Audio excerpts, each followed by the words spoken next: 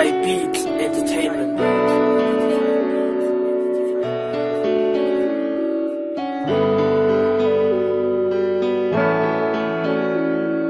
Sa pag-umpisa sa muli ko magkanta, ipabadyag ko sa imo ang tuod nga pagigugma. Kanta ni mabalan nga, kanta ni mabalan pa. Nga ako nagkaseryoso kag hindi tagit ka pag ibaylo. Type Beats Entertainment. Di ko git makaya nga ikaw sa kun madula. Kaysa kung nga kabu ikaw naghatag sa pulos.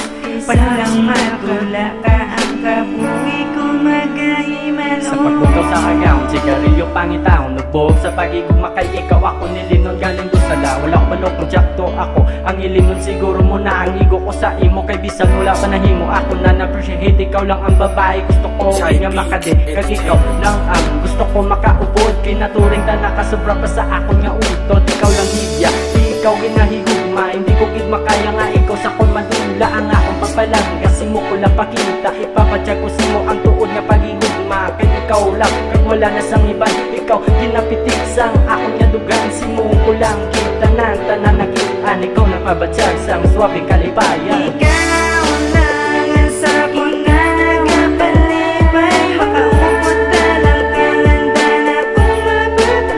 Kag panindigan nga sa ibang nga lagi magpili-pili.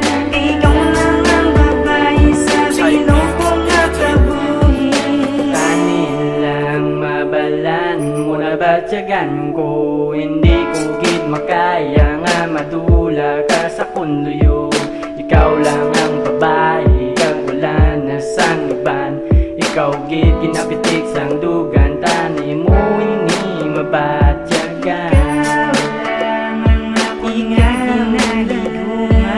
Di ko gid makaya nga ikaw sa kun madula. Kaysa kung nga kabu ikaw naghatag sa pulos. Palang madula ka ang kabuhi ko magahimalo. Salamat kita ko ay kita ko nuyo. Paano na lang madula ka magbubak kalibutan ko. Ang aton nga relasyon ka namigin kag maayo gin pabago mo ako. Tas gin pilalas ginikanan mo tanin.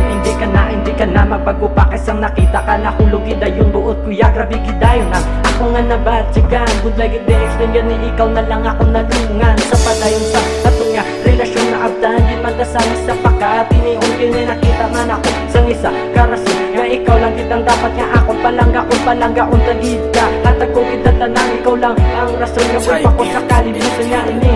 Ikaw lang ang babae nga ginahigugma. Tani hindi ka na sa kon madula pa.